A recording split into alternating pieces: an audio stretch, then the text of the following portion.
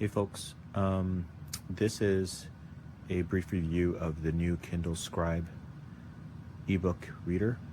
This is a new 24 series model that incorporates both the ebook reader as well as the a new kind of e-ink note-taking facility.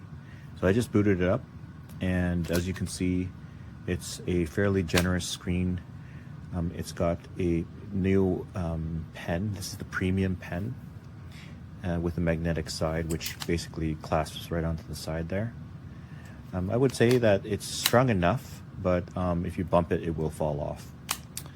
The difference between the standard pen and the premium pen is that it's got this shortcut button, which you can program to do several other actions.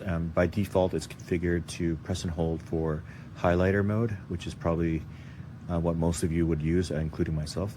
And on the back side, there's a kind of like a rubbery eraser, which automatically erases your notes on the screen.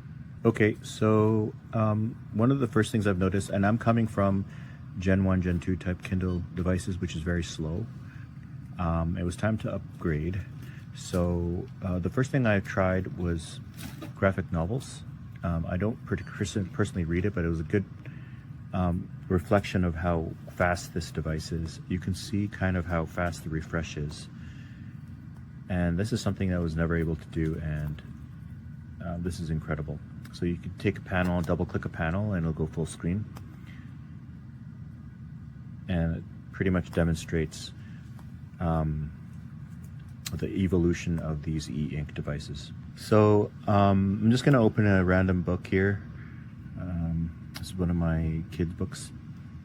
Okay, so I'm going to demonstrate some of the things that really is nifty about this Scribe. And this Scribe has this new thing called Active Canvas.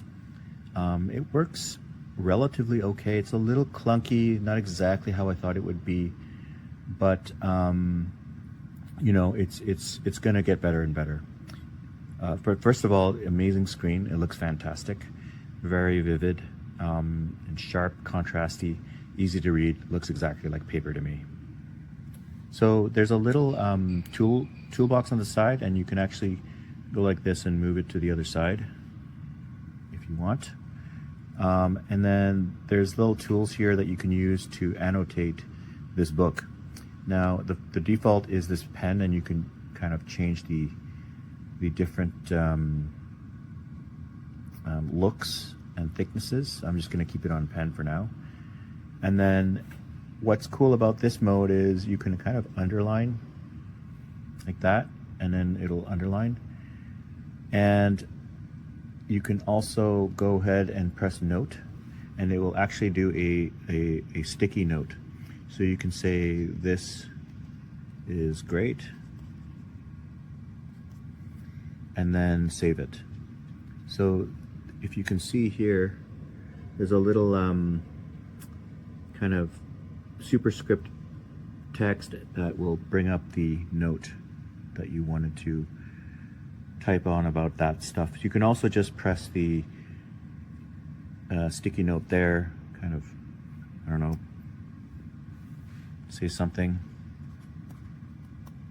Okay, and then within there, there's another toolbar where you can change things up and delete, right? And do some more scribbles, take some notes. If you don't want to write, you can actually type your note. So you can say hi, and it'll be a nice typed out note there. Okay, so I'm going to close that. The obvious thing here is that you guys are familiar with is the highlight, and you can highlight, you know, whatever you want here, and it'll highlight as such. Eraser, in the eraser mode, you basically can erase scribbles that you put on a note, and it only works, so you can actually go and erase that because it's a highlighted and an underlined thing. You could only erase like text boxes and sticky. So if I go to the sticky here, I can either go to the eraser mode, or I can take this pen, and the premium pen has a dedicated eraser. You kind of use it exactly like how you would, just like that. Okay, and then the lasso tool is a copy and select tool. You can't, I was a little disappointed I couldn't lasso specific words like this and say, for example, that, Bess. I couldn't go to a note and paste that. Like there's no, you can't paste any of that stuff. So it doesn't really work in an ebook. But obviously it works within a handwritten note. So if I go and take the lasso tool here, circle that, and it becomes selectable item, and then you can sort of move it to a different location or delete it like that. So that's kind of how that works for now. Okay, and then the last thing I wanted to share was this this tool, which is basically you select that and then pick a point where you want that divider, and then from there you can write some notes here, notes in line. Okay, and then kind of work your way around that, and that's how it works. I will show you one other thing that it does, and this is probably the most demonstrated one online, is that you can kind of put a note anywhere and then say yes, and then you can create this little quick note. Hello, I can't even spell right now while I'm doing this. And it kind of shifts all the characters justified to the other side. And that's another way you can annotate your text. So there's several options. Personally, I like this option, or the sticky. I don't really like this. What I would really like to see is just a way for me to not have these separated text boxes and shifting. I just want to like circle a word, but it doesn't let you do that. You have to actually make it a box, and it turns into something like that, which is a little bit awkward to me. So I don't particularly like this way of annotating. I think maybe in future updates things will change, but right now that's kind of how it works. And that's why I kind of prefer this or the sticky note, which is really nice. I like the sticky note the best, to be honest. Okay, to get out of here, obviously you can't be on write mode or else you start writing here. I go to the I guess, I don't know what you call that, the finger select mode, and you kind of tap on the top, go to home, and you exit your book. Okay, now the next thing I'm going to demonstrate is the notebooks. So I kind of have two personal folders, and this is the way you can organize it. This is the only way to organize it, is you create folders or a notebook. A folder will generate basically a directory, aka folder, and you can, I go to personal, you can create a new notebook, okay, and there's a whole bunch of templates here, different lined graph paper, checklist, daily planner, weekly planner, music staff, which is kind of cool. You know, you can go through this and there's, you know, or you could just go blank. I'm going to go narrow ruled with margin and select create. Okay, so you'll get what looks to be a sheet of paper, loose leaf sheet of paper. And you effectively, you pick your poison. I'm going to pick fountain pen. Okay, and then you start writing. That looks pretty cool.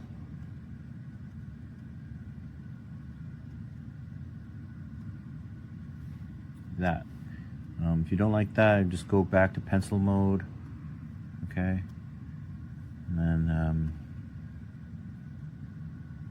it's a bit too thick, but you can make it thinner here. Sharper pencil. There you go. Like that. Personally, I kind of like the pen.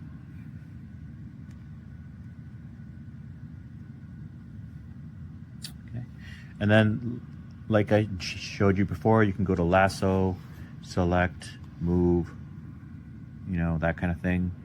Same deal. You can highlight like that, same deal. And everything else is familiar because the exact same toolbar exists here, as well as in an ebook. Very cool. This is really, you know, it really looks amazing to me. Okay, one thing I wanted to show you, just give me a sec. You can send this current page or entire notebook. If I say share current page, if I click that, you can actually send it an email, a PDF of this to an email address, which is really cool, or the entire notebook, and then kind of export it in a way that's shareable, which is very, very cool. I love that functionality. You can arrange your notebook to see various pages, add a page, and so forth. Okay, that's pretty much a really quick summary of the things that are really cool about this device. And now, just a few things that I found a little bit unfortunate with the Kindle Scribe is that this thing is region locked, which means that if you are desiring or if you're expecting to listen to audibles or use the Whisper Sync functionality in Canada with a Canadian Audible account or Amazon account, you will not be able to do that. It's locked. The functionality, the hardware is capable of doing that. In fact, Bluetooth exists. But if you try transferring audibles here, it will never make it because it's region locked, I mean. So you can't listen to audibles, you can't do Whisper Sync. That stuff won't work if you're Canadian and you have a Canadian Amazon account, unfortunately. It does have accessibility functionality through Bluetooth headphones, meaning that it will basically, any functionality you press, it kind of audibly repeats what you just did, like copy, paste, you know, things like that. So you know that the Bluetooth functionality exists for audio, but to my surprise, I was a little bit bummed that Amazon locked this for Canada. And I'm hoping maybe in a future update they allow audibles, at least audibles, to work on this ebook reader. For now, you're going to have to use your mobile phone to do that kind of thing with audibles. The second thing that was a little bit annoying for me was that the charger is on the side here. I would have preferred it if it were here on the bottom or on the top, like I'm used to, but I just can't get used to having a charger on the side. There's probably a group of users that really preferred that. I don't know who, but the USB-C port is on the side and the power button's on the side. I would also prefer the power button on top as well, or on the bottom. Either way, I'd be happy with either. But for whatever reason, ergonomically, they thought it was a good idea to put it on the side. And that's, I don't know, it bugs me a little bit. I think I'll have to get used to it, but that's a nitpicky comment to make. So, you know, all in all, it's a really good, fast ebook reader and a note-taking device.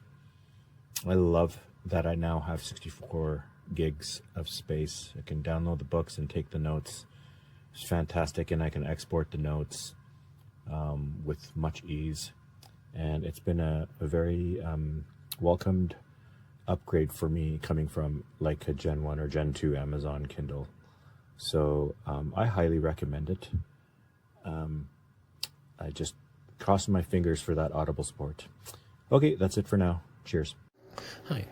Hi, so this is just a quick review of the Kindle Scribe. So here I've got like a little line, this little lines drawn and these dots. Basically, this is a simple test. Here, I will erase. Actually, let's show off some features. So if you want to access the menu, you tap the side and you get your hamburger menu here. And you can just do delete current page. Easy, cleared it out. We're still on page 1 of 1. Wonderful. Something I wish some other e-inks had, like this, that would be able to do this as quickly. But here's a second thing. If you want to access your menu, you have your dark mode, which is really nice. I actually enjoy this. Even though I don't see myself using it, I only see dark mode being more relevant if you use high brightness.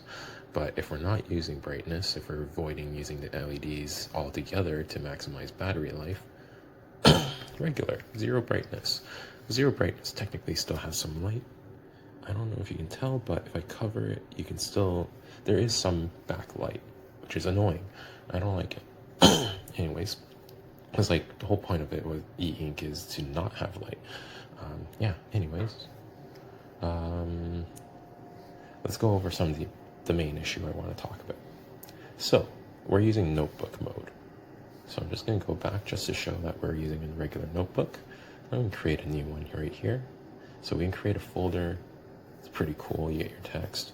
And we'll just call it folder 1 just for the sake of it. Keyboard works properly.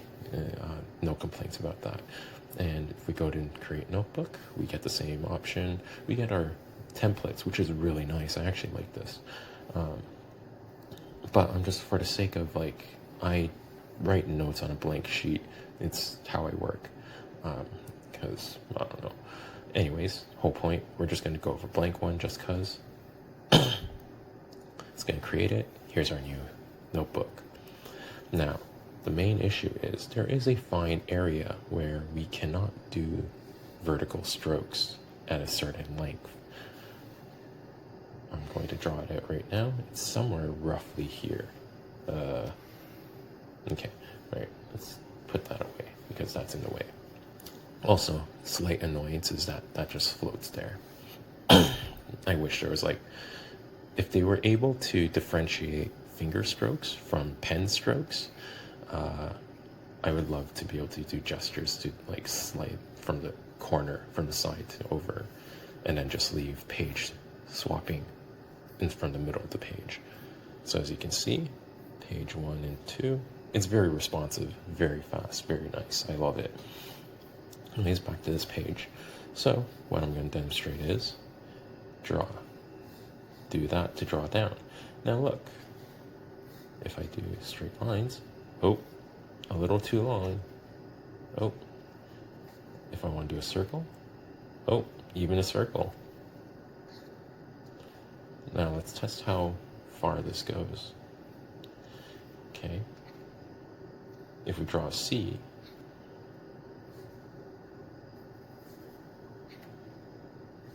a very wide curved C will trigger it. Just to make sure that it's not my palm touching, I'm just going to do this.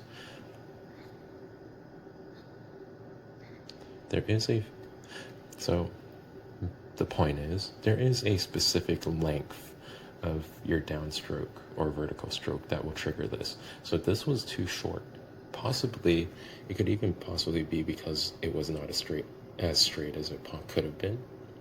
But then again, if these curves are triggering it as well, then, like, I highly doubt it's that little bit. Now, so yeah, if we do straight lines here, perfectly fine. Oh, no, okay, never mind. Maybe I drew it a little too high.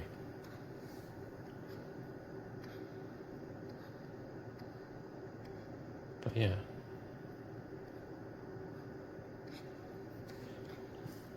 I also suspect it's speed related. So if I do this slowly, oh no, okay, never mind. Not speed related. Okay, so that was the main issue I wanted to bring up. Let's see. If I wanted to do it from the side, same thing happens. Same thing happens. Let me go out a little more just to make sure the naysayers can't say, oh, you're doing it on the side. Anyways, yeah. All these regions, not allowed to put a straight line. So if you wanted to draw, you're completely screwed. Yeah, so artists would probably not like this at all. Anyways, let's go over to eraser. Eraser's amazing. I love it. Straight.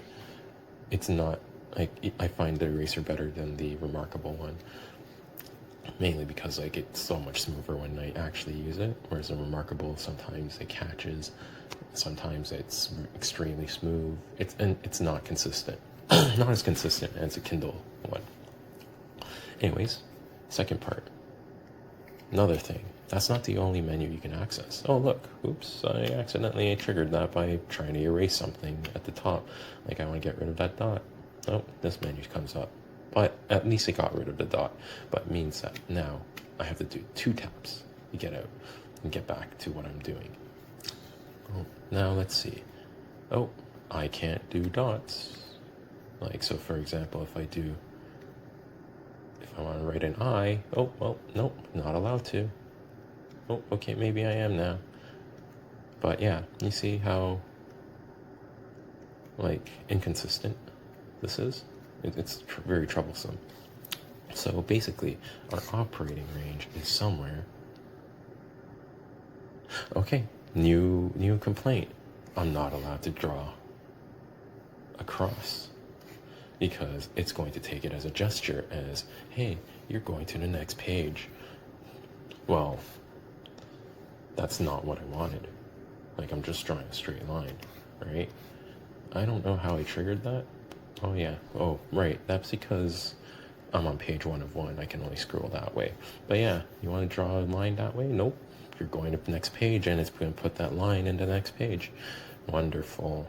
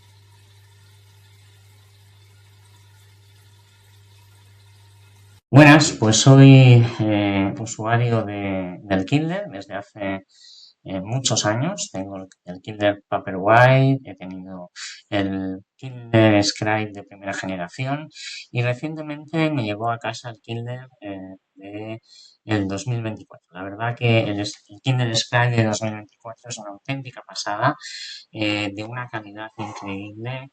La nueva función Canva es fantástica, el poder anotar en cualquier ebook y en cualquier PDF, subrayar, anotar, tirar para adelante, retroceder, leer en esa pantalla de 10 pulgadas. Todo es una maravilla hasta que decides trabajar con PDFs largos y te pasas varios días leyendo ese PDF, anotando, subrayando, destacando. Y cuando acabas todo el trabajo realizado con ese PDF, decides que vas a pasar ese PDF trabajado al ordenador. Y ahí es donde empieza la pesadilla.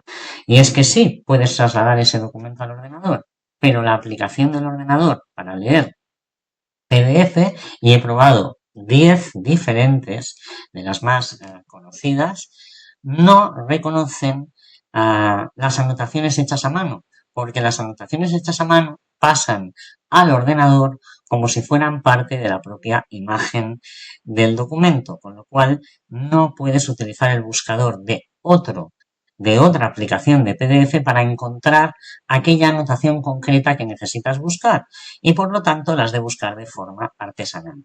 Sí que es verdad que las aplicaciones de PDF externas a Kindle reconocen los subrayados, reconocen las anotaciones hechas de forma subrayada o con una línea, ¿no? Anotación o subrayado, pero no reconoce las anotaciones a mano que sí que las puedes ver, pero no las puedes buscar. Así que no os puedo enseñar el Kindle porque lo he devuelto, porque principalmente lo quería para poder trabajar en PDFs, ya que me parece una buena pantalla de mucha calidad y por lo tanto quería utilizarlo con esa finalidad.